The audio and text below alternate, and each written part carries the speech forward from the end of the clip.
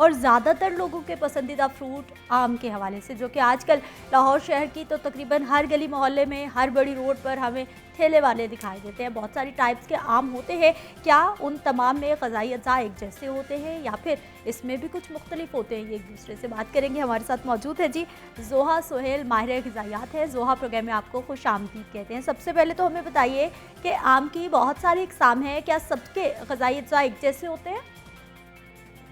बिल्कुल, इसी तरह आमों की बहुत ज़्यादा वैरायटी इकसाम हमारे पास अवेलेबल है, जिसमें सिंधरी आम है, चौंसा आम है। अब इन सब इकसाम में हमारे पास एक कॉमन चीज़ क्या है कि इन सब की जो न्यूट्रिशनल वैल्यू है, जो ग़िज़ाई अज्जा इनमें मौजूद है, वो ऑलमोस्ट एक दूसरे के सिमिलर हैं।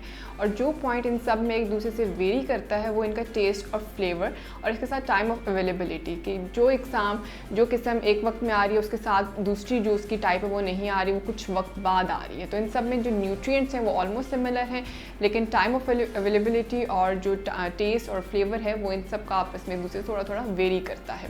इसके अलावा जब हम बात करते हैं कि कौन कौन से न्यूट्रिएंट्स हमें आम के थ्रू मिल जाते हैं और उन सब के हमारी बॉडी पे क्या क्या हेल्थ बेनिफिट्स हैं, तो उसमें सबसे पहले हमारे पास विटामिन सी आ जाता है। आम में हमारे पास 80% विटामिन सी अवेलेबल है, जो हमारी क़ुव्वत मुदाफ़त के लिए, हमारे इम्यूनिटी के लिए बहुत बेहतरीन है। आपने सुना होगा कि बहुत से लोग इस टाइम के ऊपर कंप्लेंट करते हैं कि हमें गर्मी का बुखार हो रहा है, यानी कि गर्म मौसम में लोगों में जब बुखार बहुत ज़्यादा हो रहा हो तो वो इस चीज़ की कंप्लेंट के साथ बहुत ज़्यादा आ रहे होते हैं। उसमें बेसिक रीज़न क्या होती है कि गर्म टेम्परेचर में हमारी इम्यूनिटी अगर वीक हो जाए, हमारा क़ुव्वत मुदाफ़त अगर कमज़ोर हो जाए, तो हम बाहर के बढ़ते हुए टेम्परेचर के साथ अपने बॉडी के टेम्परेचर को अगर नहीं मेंटेन करते तो हमारा टेम्परेचर बढ़ जाएगा। वो लोग जिनकी क़ुव्वत मुदाफ़त ठीक होती है, जिनका इम्यून सिस्टम बहुत अच्छा काम कर रहा होता है, गर्मी के मौसम में उनका बॉडी का टेम्परेचर बाहर के टेम्परेचर के साथ नहीं बढ़ता। लेकिन वो लोग जिनकी इम्यूनिटी बहुत कमज़ोर होती है, जिनका डिफेंस सिस्टम ठीक तरीके से काम नहीं कर रहा होता, जिस तरह से बाहर का टेम्परेचर बढ़ रहा होता है, उनका अपना बॉडी का टेम्परेचर भी बढ़ रहा होता है और वो फिर गर्मी के बुखार की कंप्लेंट पेश करते हैं। तो इस मौसम में आम का इस्तेमाल ज़रूर करें, क्योंकि इसमें 80% विटामिन सी है, जो आपकी क़ुव्वत मुदाफ़त को बहुत बेहतरीन रखता है। इसके अलावा आपने देखा होगा कि आम का रंग येलो कलर का होता है। अब येलो कलर का जो इसका रंग है वो हमारे पास कैरोटीनॉइड्स की वजह से है, बीटा कैरोटीन की वजह से। बीटा कैरोटीन हमें प्लांट्स के थ्रू, पौधों के थ्रू विटामिन ए प्रोवाइड करते हैं। जिस तरह से विटामिन ए वैसे तो हमें एनिमल्स के थ्रू मिलता है, लेकिन विटामिन ए जो हमें प्लांट्स के थ्रू मिलता है वो बीटा कैरोटीन के फॉर्म में मिलता है।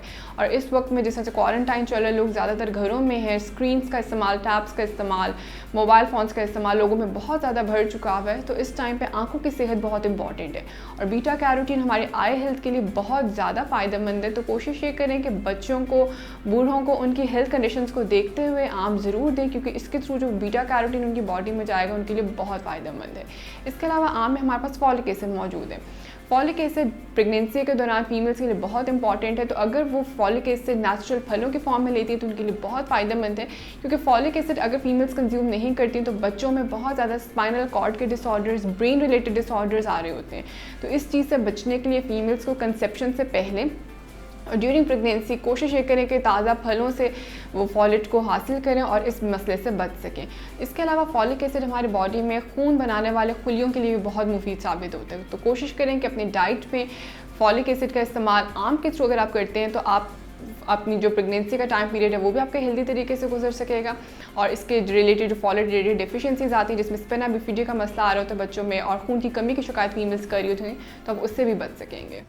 ठीक है ज़ोहा, अब हमें ये बताइए कि आम के साथ एक बहुत ही ज़्यादा कॉमन प्रॉब्लम जो लोग समझते हैं वो ये है कि आम खाने से गर्मी हो जाती है, जिसके बाद वो खूब कच्ची लस्सी भी पीते हैं और कुछ लोगों को लगता है कि आम खाएंगे तो हमारी स्किन पे कोई पिंपल्स वगैरह निकल आएंगे। इसमें कितनी हकीकत है? क्या कोई आम में ऐसी ग़िज़ाई अज्जा मौजूद हैं जो कि हमारे बॉडी के दर्जो हरारत को बढ़ा देते हैं? बिल्कुल सिद्रा, आम खाने के बाद बहुत से लोग कंप्लेंट करते हैं कि उनको जैसे गर्मी की फीलिंग आ रही है, लेकिन उसमें वो एक चीज़ बताते नहीं हैं। जब उनकी हिस्ट्री लेते हैं कि आपने कितने एक वक्त में आम कंज्यूम किया, तो उसमें लोग यूजुअली 4 से 5 आम कंज्यूम कर रहे होते हैं या इवन उससे ज़्यादा भी कंज्यूम कर रहे होते हैं। तो जब भी आप कोई भी चीज़ मॉडरेशन में इस्तेमाल नहीं करते, एक्सेस में इस्तेमाल कर रहे होते हैं, उसकी रिक्वायरमेंट से ज़्यादा इस्तेमाल कर रहे होते हैं, तो बॉडी उसके ऊपर रिएक्शन देती है, वो सिम्टम देती है। बहुत से लोग इसीलिए गर्मी की कंप्लेंट करते हैं, क्योंकि जब आप अपनी ज़रूरत से ज़्यादा, अपनी बॉडी की रिक्वायरमेंट से ज़्यादा जब आप आम कंज्यूम करेंगे तो बहुत से लोगों को एक्नी का मसला हो रहा होता है, बहुत से लोगों की स्किन पर रैशेस बन रहे होते हैं, डायरिया का मसला आ रहा होता है, बहुत से लोगों का बॉडी टेम्परेचर राइज अप हो रहा होता है। तो इस वजह से जब आप लोग मॉडरेशन में नहीं लेंगे, उसको एक्सेस क्वांटिटी इस्तेमाल करेंगे, तो ऑब्वियसली वो बॉडी फिर उसको रिएक्ट करती है। अच्छा, अब हम जब बात करते हैं कि एक वक्त में कितना आम खा लेना हमारे लिए फ़ायदेमंद है या पूरे दिन में हम कितनी सर्विंग्स मैंगो की इस्तेमाल कर सकते हैं, तो उसमें सबसे पहले एक बात मैं यहाँ बताना चाहूँगी कि आम की जो एक सर्विंग है, एक सर्विंग से मुराद के आम हमें 60 कैलोरीज जो है वो एक सर्विंग के थ्रू मिल जाती हैं। और आम का 3/4 कप, एक कप से आप थोड़ा सा पोर्शन उसका छोड़ दें तो 3/4 कप आपको एक वक्त में 60 कैलोरीज देता है। जितने भी हमारे पास नॉर्मल एडल्ट्स हैं जिनको किसी भी किस्म का डायबिटीज़ का इशू नहीं है, मोटापे का मसला नहीं, ओबेसिटी नहीं है, वो एक वक्त में इसकी एक सर्विंग कंज्यूम कर सकते हैं। यानी कि वो एक वक्त में 3/4 कप मैंगो का वो इस्तेमाल कर सकते हैं। बेशक वो सुबह मिड मॉर्निंग के टाइम पर इस्तेमाल कर लें या बेशक वो शाम में आफ्टरनून स्नैक में 4 से 5 बजे के वक्त में भी इस्तेमाल कर सकते हैं। लेकिन इससे ज़्यादा क्वांटिटी में ना जाएं, क्योंकि जब आप इससे ज़्यादा क्वांटिटी कंज्यूम करते हैं, अपनी बॉडी की रिक्वायरमेंट्स के अगेंस्ट जा रहे होते हैं, तो वहाँ पर बॉडी रिएक्ट करती है। अब रिएक्शंस बॉडी किसी भी सूरत में बॉडी को सिम्टम दे सकती है, जिसको हम पे गर्मी का नाम दे रहे होते हैं। ठीक है जोहा, हमें ये बताइए, बहुत सारे लोग आम का शेक पीते हैं, कुछ लोग जैम्स बना लेते हैं, स्लश बनाते हैं, स्मूदीज़ बनाते हैं, उसमें बहुत सारा आर्टिफिशियल मीठा भी ऐड कर लेते हैं। बेस्ट ऑप्शन क्या है? आम का इस्तेमाल बेहतरीन अंदाज में कैसे किया जा सकता है? बिल्कुल सिद्रा, ये बहुत इंटरेस्टिंग क्वेश्चन है कि आम को हम अपनी डाइट में किस किस फॉर्म में इस्तेमाल कर सकते हैं, क्योंकि जिस तरह से आम हमारे पास बहुत ज़्यादा वैरायटी में अवेलेबल है और लोगों की कोशिश ये होती है कि हम इसको सिंपल रॉ खाने के अलावा अपनी डाइट में डिफरेंट तरीक़ों से शामिल करें ताकि डाइट में वैरायटी भी आ सके और इसके थ्रू हम अफादियत भी हासिल कर सकें। तो उसमें अगर आप रॉ कंज्यूम करें अपनी रिक्वायरमेंट के अकॉर्डिंग तो वो तो बिल्कुल बेहतरीन है। लेकिन बहुत से बच्चे, ओल्डर एडल्ट्स ऐसे होते हैं कि जिनको स्वॉल्विंग का मसला होता है, जिनको निगलने का मसला होता है, अक्सर लोगों के दांत ख़राब हो रहे होते हैं, तो वो इसको प्रॉपर्ली चुबा नहीं पा रहे होते, इसको स्वॉलो नहीं कर पा रहे होते, तो उन लोगों के लिए बिल्कुल ऐसे है कि वो आम का जूस कंज्यूम कर सकते हैं, मैंगो जूस कंज्यूम कर सकते हैं, मैंगो शेक कंज्यूम कर सकते हैं।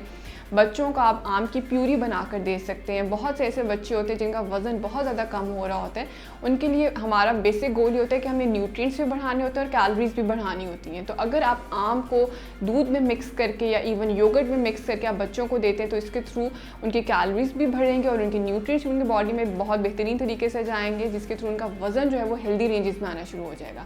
इसके अलावा आप आम को उसकी चटनी बनाकर अपनी रोटी के साथ कंज्यूम कर सकते हैं। बहुत से वेट लॉस के पेशेंट्स होते हैं, क्योंकि आम एक ऐसी चीज़ है कि जो हर एक को पसंद होती है और हर कोई इसको अपनी डाइट में अडॉप्ट ज़रूर करना चाह रहा होता है, लेकिन हर इंसान की अपनी बॉडी रिक्वायरमेंट्स के अकॉर्डिंग अगर इसको ऐड ऑन करते हैं तो उसके फिर साइड इफ़ेक्ट से वो बच सकते हैं।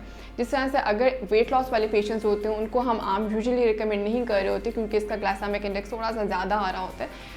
उसमें ये आता है कि अगर वो सैलड्स के साथ हाफ मैंगो या हाफ से थोड़े कम मैंगो की चंक्स अगर अपने सैलड में मिक्स करके कंज्यूम कर लेते हैं तो उसके थ्रू उनकी डाइट में वैरायटी भी चली जाएगी और इसकी मिकदार भी इतनी ज़्यादा नहीं होगी जिसके थ्रू फिर उनकी बॉडी पे कोई नुकसान नहीं आएगा। तो वेट गेन वाले पेशेंट्स जो हैं वो इसको मिल्क के अंदर, योगर्ट के अंदर मिक्स करके कंज्यूम कर सकते हैं, या इवन अपने घर में आप मैंगो जैम बनाकर बच्चों को ज़रूर दे सकते हैं ताकि वो ब्रेड के ऊपर इसको अप्लाई करके कंज्यूम करें, या सिंपल जो लोग होल नहीं कंज्यूम करें उसको मैंगो जैम की फॉर्म में भी कंज्यूम कर सकते हैं।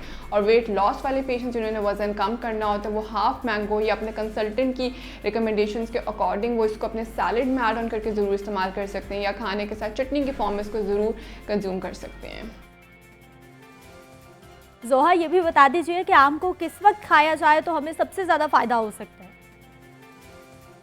अच्छा सिद्रा, जब हम बात करते हैं कि आम खाने का बेहतरीन वक्त कौन सा, तो उसमें इसको कोशिश करें कि अर्ली मॉर्निंग नहार मुँह इसको खाने से अवॉइड करें और बेड टाइम के ऊपर जब सोने से पहले का वक्त हो उसके ऊपर इसकी कंजम्पशन को अवॉइड करें, क्योंकि जब आप रात सोने से पहले बिफोर बेड टाइम इसको कंज्यूम कर लेते हैं तो आपकी डाइजेशन के थ्रू भी ये थोड़ा सा उसमें मसाइल लेकर आ सकता है और आपकी स्लीप साइकिल को भी ऑल्टर कर सकता है। तो नहार मुँह और बेड टाइम पर इसकी कंजम्पशन को अवॉइड करें और कोशिश करें कि आम का इस्तेमाल अगर करना है तो मिड मॉर्निंग स्नैक के वक्त में या आफ्टरनून स्नैक के वक्त में आप कर सकते हैं। लेकिन बहुत से लोग इसको ब्रेकफास्ट में भी कंज्यूम कर रहे हैं, लेकिन ब्रेकफास्ट में कंज्यूम करना बिल्कुल भी अनहेल्दी नहीं है, सेफ़ है। लेकिन जैसे मैंने बताया कि आपने खाली पेट नहीं कंज्यूम करना, आप नाश्ते में इसको कंज्यूम कर सकते हैं, आप फ्रूट की फॉर्म में बेशक कंज्यूम कर सकते हैं, आप शेक की फॉर्म में भी कंज्यूम कर सकते हैं, आप इसको मैंगो जैम की फॉर्म में भी कंज्यूम कर सकते हैं, तो उसकी आपकी बॉडी पे कोई साइड रिएक्शंस नहीं आएंगे। लेकिन अगर आपने फल कंज्यूम करने तो वो मिड मॉर्निंग का वक्त बेहतरीन है या आफ्टरनून टाइम जो है वो बेहतरीन है। और जो एडोलेसेंट्स हैं उनके लिए जब इसकी क्वांटिटी के बारे में बात करते हैं कि जो नॉर्मल जो हमारे पास टीनेजर्स आ रहे होते हैं, एडोलेसेंट्स आ रहे होते हैं, वो एक वक्त में कितना आम कंज्यूम करें तो उनके लिए ज़्यादा फ़ायदेमंद है। तो एडोलेसेंट्स इसकी एक वक्त में 2 सर्विंग्स कंज्यूम कर सकते हैं, यानी कि वो 1.5 कप या 2 कप्स तक मैंगो एक वक्त में कंज्यूम कर सकते हैं। इससे उनकी बॉडी पे कोई जो रिएक्शंस हैं वो शो नहीं होंगे। लेकिन जो लोग जो किसी हेल्थ कंडीशन के अंदर है या जिनकी एज जो है वो अबव 60 आ रही होती है, वो अपने कंसल्टेंट की रिकमेंडेशंस के अकॉर्डिंग आम की क्वांटिटी अपने डाइट में एडजस्ट करें और इसको रात सोने से पहले और सुबह निहार मुँह खाने से अवॉइड करें।